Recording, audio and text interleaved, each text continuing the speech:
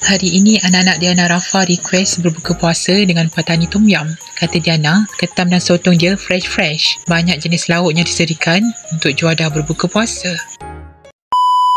Hari ni anak-anak request berbuka dengan patani tom yum. Tengok patani tom yum ni, dia punya ketam dia. Angkat sikit guys ketam dia. Ya Allah, sotong dia. Kita orang kat Bangi sekarang ni. Okey, dia ada yang favourite Diana ni, apa nama? Sup ekor goreng.